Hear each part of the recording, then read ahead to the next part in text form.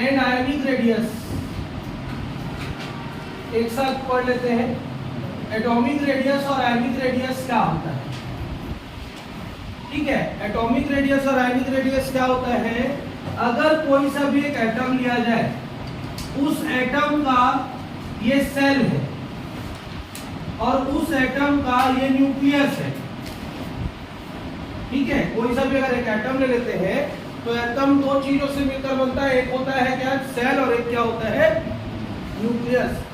तो सेल और न्यूक्लियस के बीच का, आउटर मोस्ट सेल और न्यूक्लियस के बीच का जो डिस्टेंस होता है, उस डिस्टेंस को हम लोग क्या बोलते हैं? Atomic radius. क्लियर है यहाँ पर तक? तो एटॉमिक रेडियस क्या होगा? किसी भी एटम के न्यूक्लियस और सेल के बीच का जो डिस्टेंस होता है, उस न्यूक्लियस और सेल के बीच के डिस्टेंस को क्या बोला जाता है? एटॉमिक रेडियस बोला जाता है। अब ऊपर से नीचे जाएंगे ग्रुप में तो क्या होता जाएगा? ऊपर से नीचे जाने पर क्या होगा? नंबर ऑफ सेल्स बढ़ते जाएंगे। नंबर ऑफ सेल्स बढ़ते जाएंगे तो न्यूक्लियस से इसका डिस्टेंस भी क्या होता जाएगा? बढ़ता जाएगा। ऊपर से नीचे जाएंगे तो एटॉमिक रेडियस क्या होता जाता है? इंक्रीज होता जाता है। लेकिन जब हम लेफ्ट टू राइट जाते हैं, कैसा जाते हैं? लेफ्ट टू राइट जाते हैं, तो लेफ्ट टू राइट जाने पर क्या होता है? नंबर ऑफ इलेक्ट्रॉन्स बढ़ते हैं। लेफ्ट टू राइट जाने पर क्या होता है? नंबर ऑफ इलेक्ट्रॉन्स बढ़ते हैं। ठीक है, नंबर ऑफ इलेक्ट्रॉन्स बढ़ते हैं इन द सेंस हमारा सेल का साइज बढ़ता नहीं है। सेल का साइज जितना था उतना ही रहता है कि कम हो जाएगा? कम हो जाएगा। मैंने बताया है, नंबर ऑफ इलेक्ट्रॉन्स बढ़ेंगे तो अट्रैक्शन क्या हो जाएगा? बढ़ जाएगा। अट्रैक्शन बढ़ेगा तो साइज क्या होने लगेगा? कॉन्ट्रैक्ट होने लगेगा। क्या होने लग जाएगा? एक इलेक्ट्रॉन अट्रैक्ट हुआ, थोड़ा सा खींचेगा, दो इलेक्ट्रॉन होगा तो दोनों तरफ से खींचेगा, 3 4 5 6 7 8 इलेक्ट्रॉन होंगे तो ज्यादा खींचेंगे। जितना ज्यादा खींचेंगे उतना उसका साइज क्या होता जाएगा? छोटा होता जाएगा। तो इसका अगर पीरियोडिसिटी पढ़ेंगे तो पीरियोडिसिटी में क्या पढ़ेंगे? अप टू डाउन जाते हैं तो क्या होगा? अप टू डाउन जाएंगे तो क्या होगा? इंक्रीजेस। और लेफ्ट टू राइट जाएंगे तो क्या होगा? डिक्रीजेस। चलो लिखो, द डिस्टेंस बिटवीन डेफिनेशन है nucleus and outer most orbit, the distance between nucleus and outer most orbit of any atom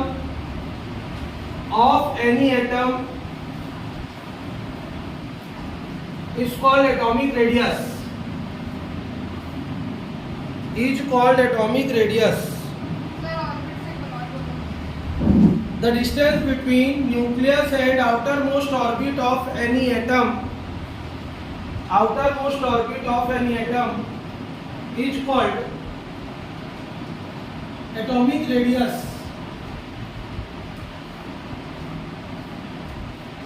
Paragraph change. If the same distance is calculated for the ion,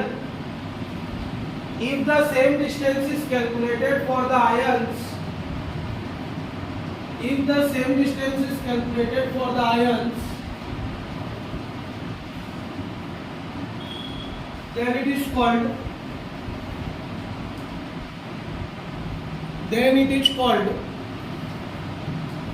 ionic radius.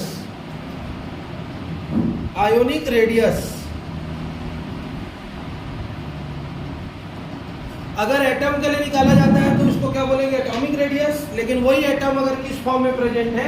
Ion के form में present है तो radius calculate करेंगे तो क्या बोलेंगे? Ionic radius. नीचे line से लिखो periodicity.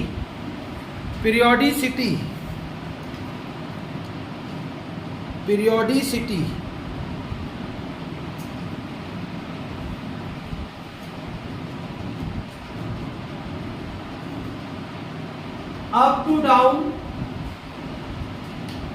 atomic radius increases, up to down atomic radius increases,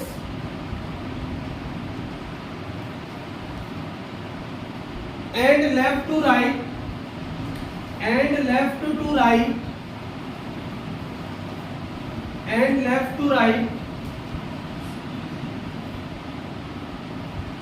atomic radius decreases, atomic radius decreases. Group में ऊपर से नीचे जाते हैं तो एटॉमिक रेडियस बढ़ जाता है और लेफ्ट टू राइट जाते हैं तो एटॉमिक रेडियस कम हो जाता है। डेंसिटी और पेनिट्रेटिंग इफेक्ट को जहां पे आएगा वहीं पे पढ़ेंगे, ठीक है। चैप्टर शुरू कर देते हैं। चैप्टर 7 हेडिंग दे चुके थे हम लोग। क्या है चैप्टर का नाम? P block elements. P block elements को पी ब्लॉक एलिमेंट्स क्यों बोला जाता है? क्योंकि विद्या, पी ब्लॉक एलिमेंट्स को पी ब्लॉक एलिमेंट्स क्यों बोला जाता है? पलट के देखना नहीं होता। पी ब्लॉक एलिमेंट्स को पी ब्लॉक एलिमेंट्स क्यों बोलते हैं? सांस भी कभी होगी बता जल्दी होता।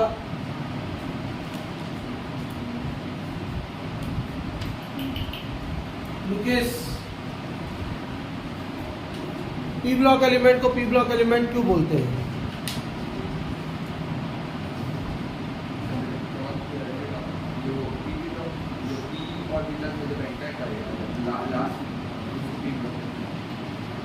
किसी भी एलिमेंट का जो लास्ट इलेक्ट्रॉन होता है, जिसको हम लोग क्या होता है? Outermost orbit electron. क्या बोलते हैं? Outermost orbit electron. So किसी भी एलिमेंट का जो आउटर मोस्ट ऑर्बिट का इलेक्ट्रॉन होता है, अगर वो किस में फिलअप होता है? पी ऑर्बिटल में। किसमें फिलअप होता है? पी ऑर्बिटल में। तो उसको हम लोग क्या बोलते हैं? P block elements. क्या बोलते हैं? P block elements. तो पी ब्लॉक में हम लोग टोटल कितने इलेक्ट्रॉन फिल कर सकते हैं? पी ऑर्बिटल में 6 इलेक्ट्रॉन। तो पी ब्लॉक एलिमेंट को कितने ग्रुप्स में डिवाइड किया गया है? 6 ग्रुप्स में डिवाइड किया गया है। क्या क्या? 13, 14, 15, 16, 17 और 18। ये दोनों 11th में हम लोग पढ़ चुके हैं, 13th और 14th ग्रुप को। तो हम लोगों को इस साल कितने ग्रुप पढ़ने हैं? 4 ग्रुप्स पढ़ने हैं, 15, 16, 17, 18। तो शुरुआत करते हैं अपनी कॉपी में। पी ब्लॉक एलिमेंट में सबसे पहला हेडिंग अपन देंगे। क्या हेडिंग देंगे? 15th group element. समझना फिर नोट करना। 15th group elements.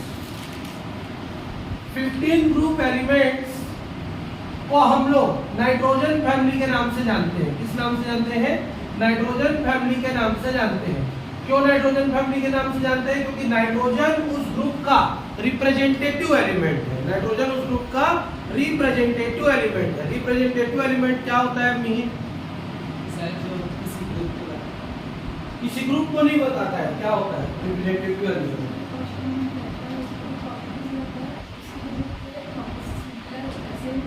मतलब एक ऐसा एलिमेंट जो अपने पूरी ग्रुप की प्रॉपर्टी को क्या कर दे? डिफाइन कर दे। जैसी प्रॉपर्टी नाइट्रोजन की होगी, वैसी सिमिलर प्रॉपर्टी बाकी एलिमेंट भी उस ग्रुप में क्या करेंगे? शो करेंगे। तो वो एलिमेंट क्या कहलाता है? Representative element. क्या कहलाता है? Representative element. क्लियर है? नाइट्रोजन नहीं कहलाता है। अगर किसी एलिमेंट की फिजिकल और केमिकल प्रॉपर्टी अपने पूरे ग्रुप की फिजिकल और केमिकल प्रॉपर्टी को एक्सप्लेन करे, तो पार्टिकुलर वो एलिमेंट क्या कहलाता है? Representative element. तो 15 ग्रुप एलिमेंट को नाइट्रोजन फैमिली क्यों बोलते हैं? क्योंकि नाइट्रोजन उसका हेड एलिमेंट है, रिप्रेजेंटेटिव एलिमेंट है। अब 15 ग्रुप में टोटल 5 एलिमेंट्स होते हैं। Nitrogen, phosphorus, arsenic, antimony, bismuth. क्या क्या होता है? नाइट्रोजन, फास्फोरस, आर्सेनिक, एंटीमनी और बिस्मथ। नाइट्रोजन, फास्फोरस, ये याद भी रखना है तुम लोगों को। आर्सेनिक, एंटीमनी और बिस्मथ। क्लियर है यहां पर तक? अब एंटीमनी लिख के एसबी लिख रहे हैं, ठीक है? तो उसको स्टीबिन पढ़ते हैं। क्या पढ़ते हैं? स्टीबिन, ठीक है? ये इसका कौन सा नाम है? जनरल। यहाँ पे जब पढ़ेंगे तो केमिकल नेम उसका क्या है? स्टीबिन है, ठीक? इसलिए एसबी लिखते हैं।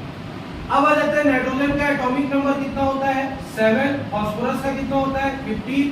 आर्सेनिक का कितना होता है? 33। एंटीमनी का कितना होता है? बताओ किसका?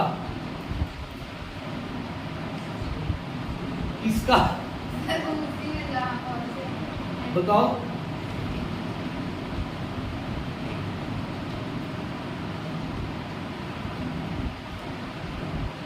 कितना होगा? ये तुम लोगों का अभी का वर्क है, पहले बताओ इसी को।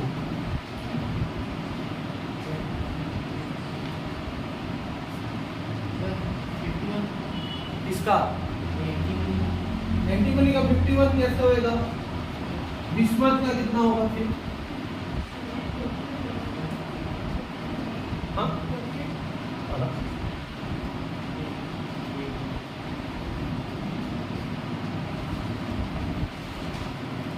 सोचो तो दो बोलो।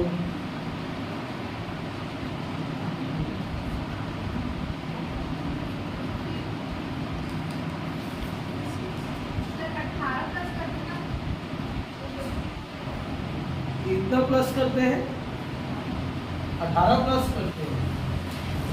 तुम लोग क्या करो? इसमें भी 18 प्लस करो। क्यों प्लस करेंगे 32? क्यों प्लस करेंगे 32? क्यों प्लस करेंगे? क्या है ना? चलो 7, 15, 33, 51 और 83, ठीक है। सबसे पहले 2 रहता है, 2 के बाद 8 होता है, फिर 8 होता है, फिर 18 होता है, फिर 18 होता है और फिर 32 होता है, ठीक है। जो भी एलिमेंट लिखे हैं उसमें उसको ऐड करते जाएंगे तो हमको आता जाता है वैल्यू। 7 में ऐड जोड़ेंगे 15, 15 में कितना जोड़ेंगे? 18, है ना। फिर 18 में कितना जोड़ेंगे? फिर 18 जोड़ेंगे, फिर कितना जोड़ेंगे? 32। ये हो गया हमारा क्या? Atomic number. तो याद रखते रहना है, नाइट्रोजन फैमिली में कितने एलिमेंट्स होते हैं? 5 एलिमेंट्स होते हैं, जिनका सिंबल ये है, जिनका एटॉमिक नंबर ये है। तीसरा इसमें याद रखना है इसका इलेक्ट्रॉनिक कॉन्फ़िगरेशन। क्या याद रखना है? Electronic configuration. तो electronic configuration 1s2, 2s2, 2p3, ठीक। फिर याद रखेंगे 1s2, 2s2, 2p6, 3s2, 3p3। फिर क्या करेंगे? 1s2, 2s2, 2p6, 3s2, 3p6, 4s2, 3d10, 5s2, 4s2 हो गया ना, 4p3। काउंट करो कितना हो रहा है?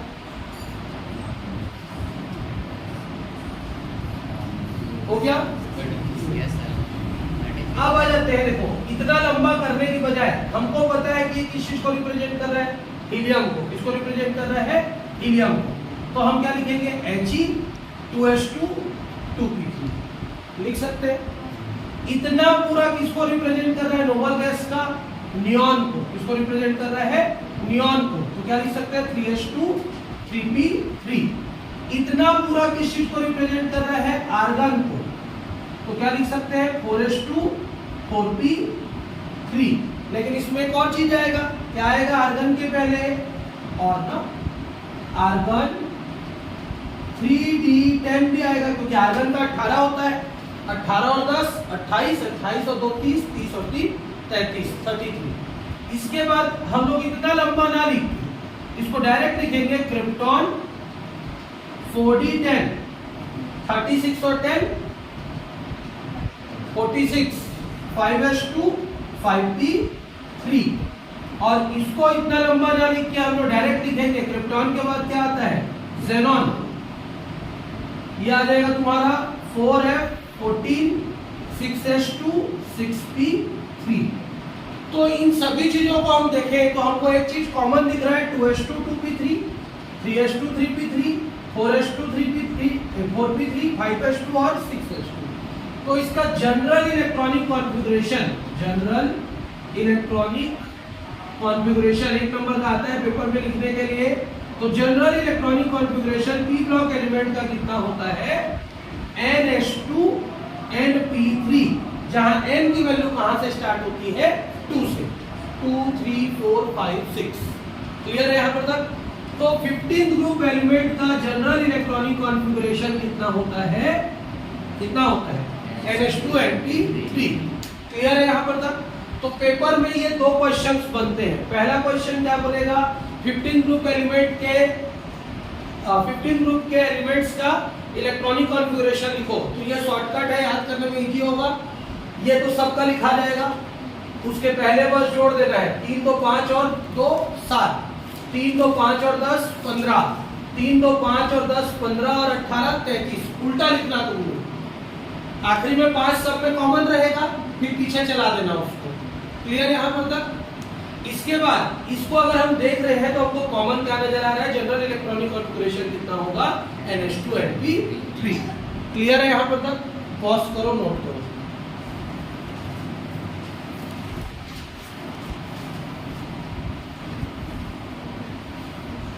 थोड़ा सा हाथ को जल्दी चलाओ, उस हाथ थोड़ा बड़ा बड़ा ली।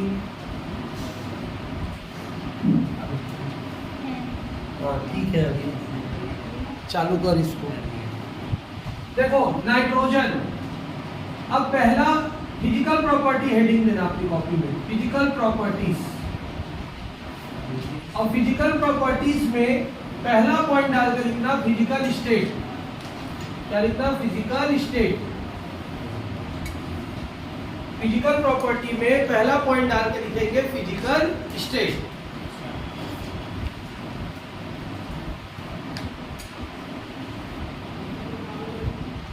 नाइट्रोजन जो है वो हमको कौन से स्टेट में मिलता है? गैसेस स्टेट में मिलता है। कौन से स्टेट में मिलता है? गैसेस स्टेट में मिलता है। बाकी जितने भी है फास्फोरस, आर्सेनिक, एंटीमनी और बिस्मथ, ये सब हमको कौन से स्टेट में मिलते हैं? सॉलिड स्टेट में। कौन से स्टेट में मिलते हैं? सॉलिड स्टेट में, नॉन मेटल होने के बावजूद। क्लियर है यहाँ पर तक? फिर से नाइट्रोजन हमको कौन से स्टेट में मिलता है? गैसेस स्टेट में मिलता है। बाकी हमको कौन से स्टेट में मिलते हैं? सॉलिड स्टेट में मिलते हैं। और नाइट्रोजन को क्या किया जा सकता है? लिक्विफाई भी किया जा सकता है। मतलब कौन से स्टेट में कन्वर्ट किया जा सकता है? लिक्विड स्टेट में कन्वर्ट किया जा सकता है। क्लियर हो गया? उसी तरीके से एक और है फास्फोरस, इसको भी क्या किया जा सकता है? लिक्विफाई किया जा सकता है। बाकी इन तीनों को लिक्विफाई नहीं किया जा सकता। जो बोला वो समझ में आया? तो फिजिकल स्टेट मतलब सॉलिड, लिक्विड, गैस।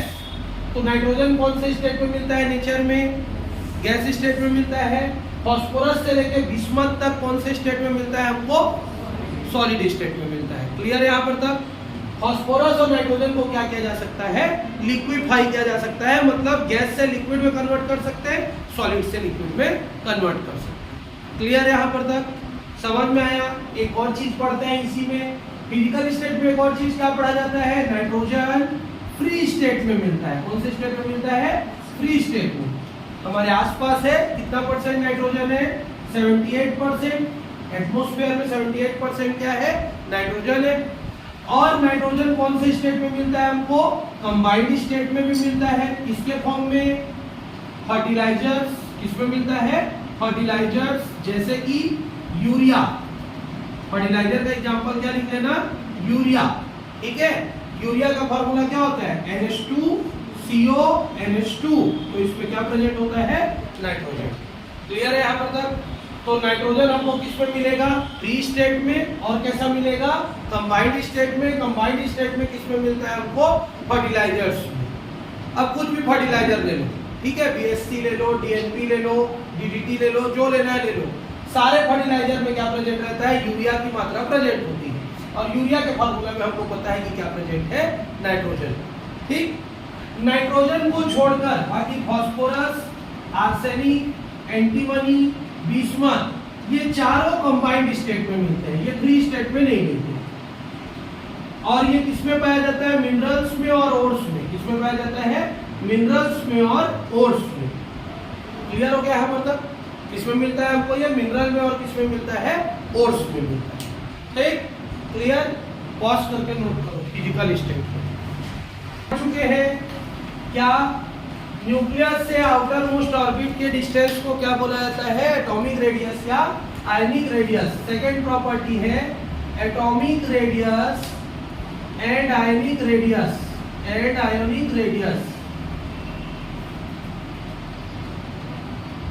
तो देखो nitrogen, phosphorus, arsenic, antimony, bismuth, जब हम लोग ऊपर से नीचे जाएंगे तो नंबर ऑफ क्या बढ़ते जाएंगे? सेल्स बढ़ते जाएंगे। नंबर ऑफ सेल्स क्या होते जाएंगे? ऊपर से नीचे जाने पर बढ़ते जाएंगे।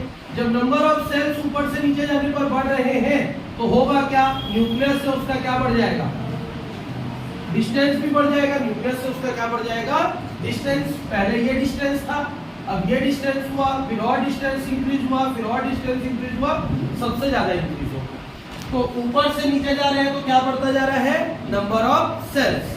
जब नंबर ऑफ सेल्स बढ़ता जाएगा तो न्यूक्लियस से डिस्टेंस क्या होता जा रहा है, बढ़ता जा रहा है। और जब न्यूक्लियस से डिस्टेंस बढ़ता जाएगा तो क्या होगा, atomic and ionic radius increases. Clear है कि नहीं है? तो लिखो व्हाइल मूविंग डैश करके, व्हाइल मूविंग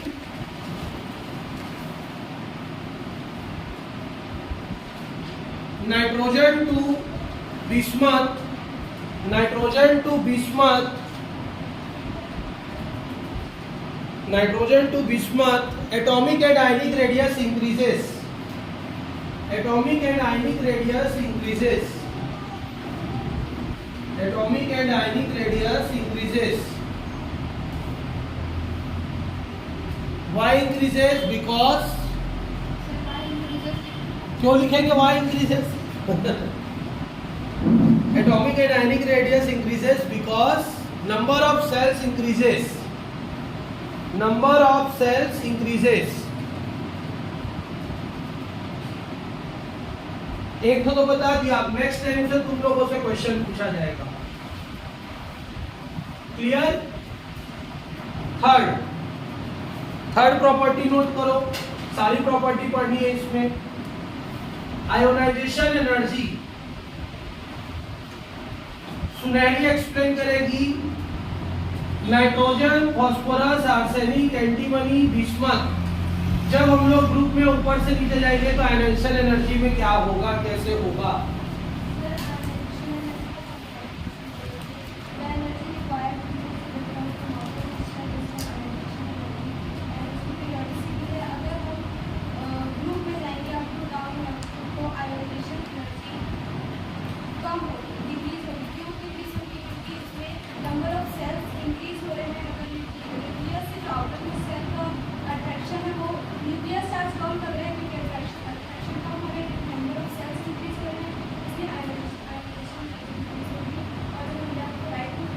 नहीं मूव करेंगे, करने ही है, बैठ जा। लेफ्ट टू राइट क्यों मूव करेंगे?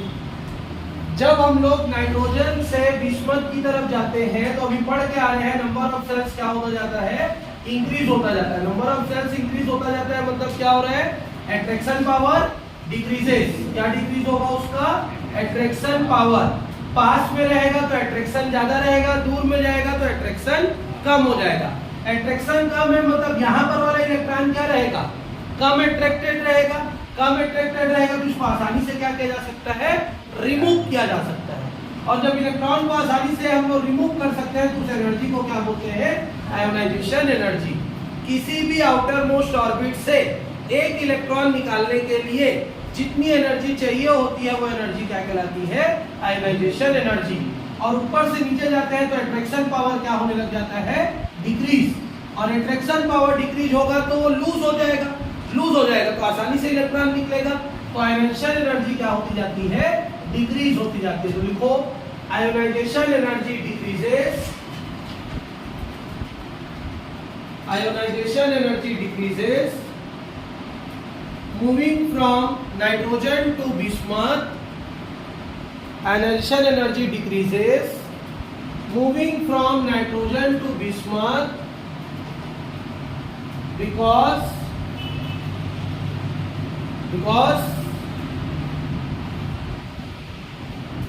electron can easily removed, because electron can easily removed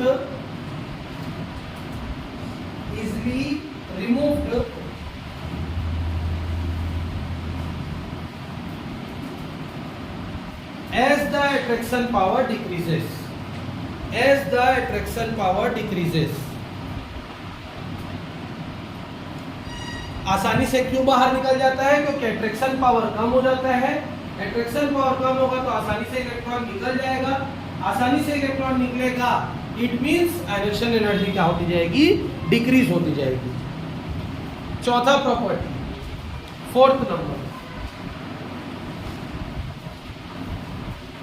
oxidation state. Oxidation state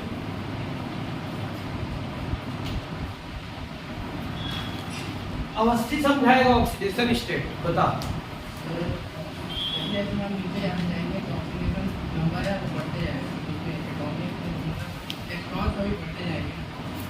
oxidation state change होता है ऊपर से नीचे जाने पे। नहीं मतलब पहले एक तो नाइट्रोजन फॉस्फोरस का सेम होगा तो नीचे ज़्यादा इलेक्ट्रॉन बढ़ जाएगा। ऑक्सीडेशन स्टेट ऊपर से नीचे जाने पे चेंज होता है। नहीं लेकिन ऊपर के 3-4 में नहीं होते, नीचे में होते हैं। ऐसा कहाँ पढ़े?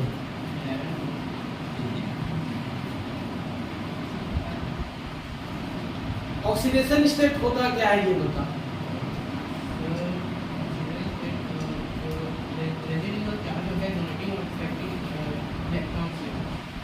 अगर कोई सा भी एटम इलेक्ट्रॉन को डोनेट करता है या इलेक्ट्रॉन को एक्सेप्ट करता है तो इलेक्ट्रॉन को डोनेट और एक्सेप्ट करने के बाद जितना चार्ज उसके ऊपर बच जाता है वो चार्ज क्या कहलाता है?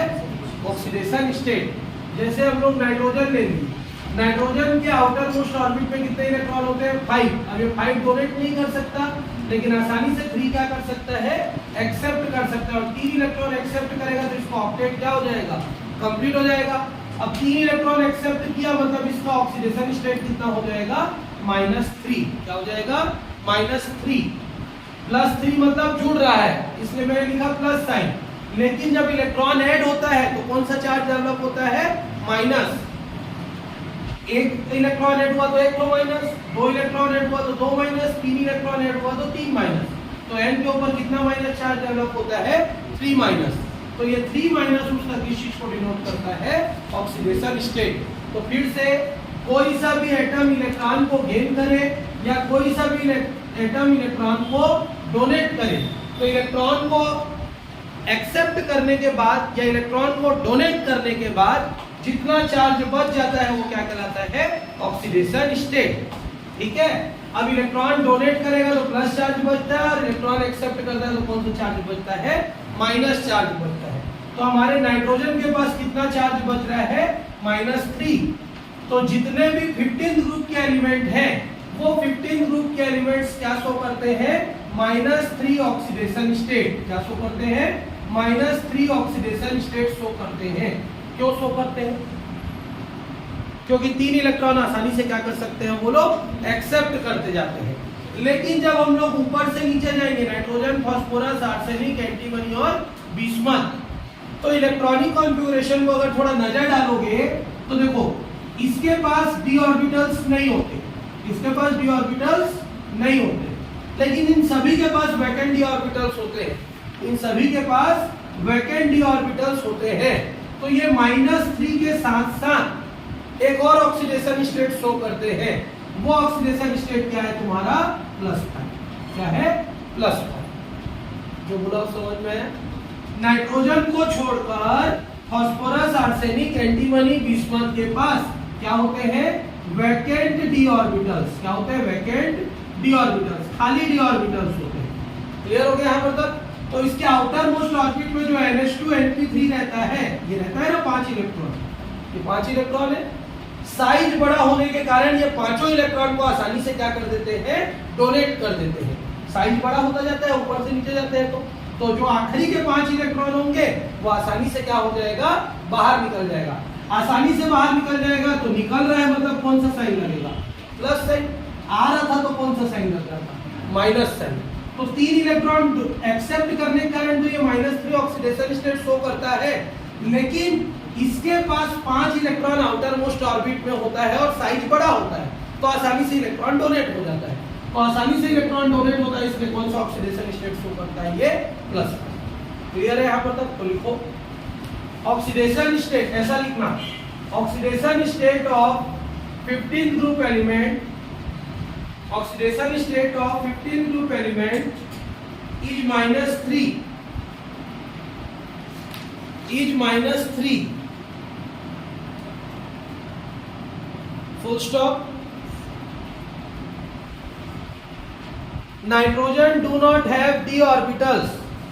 Nitrogen do not have d orbitals.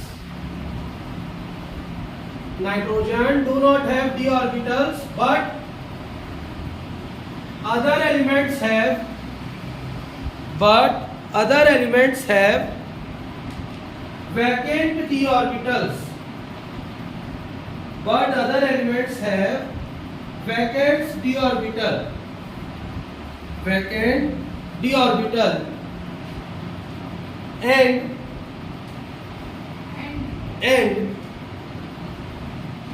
large size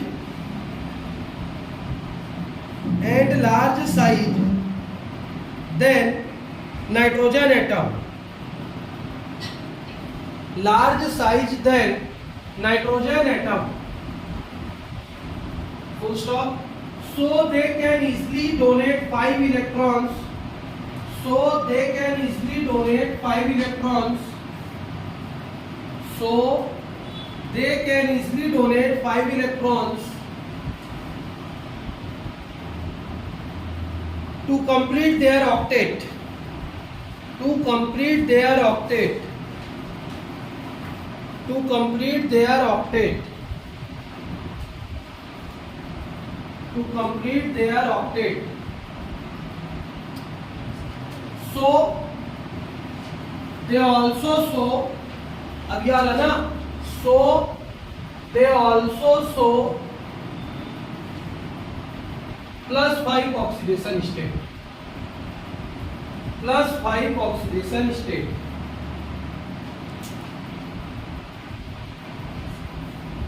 clear है यहां पर तक? नाइट्रोजन को छोड़कर बाकी सबके पास वैकेंट डी ऑर्बिटल्स होते हैं और वैकेंट डी ऑर्बिटल्स के साथ उनका साइज भी क्या हो जाता है, बड़ा हो जाता है। साइज बड़ा होता है तो आउटर मोस्ट ऑर्बिट के जो 5 इलेक्ट्रॉन है वो पांचों इलेक्ट्रॉन को वो क्या कर सकते हैं, आयनाइजेशन एनर्जी कम होने के कारण डोनेट कर सकते हैं। जब आयनाइजेशन कम होने के कारण अगर डोनेट कर रहा है तो वो कौन सा स्टेट शो करेगा, +5 ऑक्सीडेशन स्टेट शो करेगा। अब इसी में एक कॉन्सेप्चुअल क्वेश्चन आता है, पहले समझना फिर नोट करना। क्वेश्चन क्या आता है, NCl3 and PCl3 both are formed, but NCl5 does not form and PCl5 form. Why? ये कॉन्सेप्चुअल क्वेश्चन है। PCl3 भी बन जाता है, NCl3 भी बन जाता है, लेकिन PCl5 बनता है, NCl5 नहीं बनता। तो इसका आंसर यही है, oxidation state. Nitrogen and phosphorus दोनों कौन सा ऑक्सीडेशन स्टेट शो करते हैं, -3। देयरफॉर क्या करेंगे, NCl3 एंड PCl3 फॉर्म -3 करने के कारण ये 3 इलेक्ट्रॉन को क्या कर सकते हैं, एक्सेप्ट कर सकते हैं, शेयरिंग करके ये फॉर्म कर देंगे। But nitrogen do not have vacant D orbitals, vacant D orbitals नहीं होते, एंड स्मॉल साइज, इसका साइज भी क्या होता है, छोटा होता है। इट कैन नॉट डोनेट कितने इलेक्ट्रॉन्स, 5 इलेक्ट्रॉन्स। 5 इलेक्ट्रॉन्स को क्या नहीं कर सकता, डोनेट नहीं कर सकता।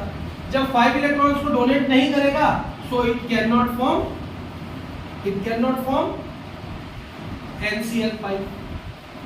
But in case of PCl5, phosphorus has 5, the phosphorus has vacant d orbital, and large size. So it can donate कितना electrons, 5 electrons to form PCl। Clear है कि नहीं है क्वेश्चन? जो हम लोग ऊपर भी लिख के आए ऑक्सीडेशन स्टेट, उसी का एक क्वेश्चन है। N और P दोनों का ऑक्सीडेशन स्टेट -3 होता है, इसलिए PCl3 और NCl3 बना सकते हैं। वहां तक का तो क्वेश्चन ये खुद भी बोल रहा है कि बन गया। क्वेश्चन क्या है, NCl5 नहीं बन सकता, PHCl5 बनता है, क्यों? तो NCl5 क्यों नहीं बनता है, तो नाइट्रोजन के पास वैकेंट डी ऑर्बिटल नहीं होते, वो 5 इलेक्ट्रॉन को इसलिए डोनेट नहीं कर सकता। 5 इलेक्ट्रॉन को डोनेट नहीं करेगा, इसलिए NCl5 नहीं बनेगा। लेकिन PCl5 के केस में फास्फोरस के पास वैकेंट डी ऑर्बिटल होते हैं, लार्ज साइज होता है, 5 इलेक्ट्रॉन आसानी से डोनेट कर सकता है, इसलिए क्या बनाएगा वो PCl। यहाँ पे ऐसा भी लिख सकते हो, it donate 5 electrons and oxidation state is high to form PCl। Clear है? यहाँ पर ये नोट कर सकते हो, नहीं भी करोगे तो भी चल जाएगा, अंडरस्टूड है वहां पे। क्लियर है? चलो नोट करो यार आंसर को, ये क्वेश्चन और आंसर दोनों को नोट करो, कर दो पॉज।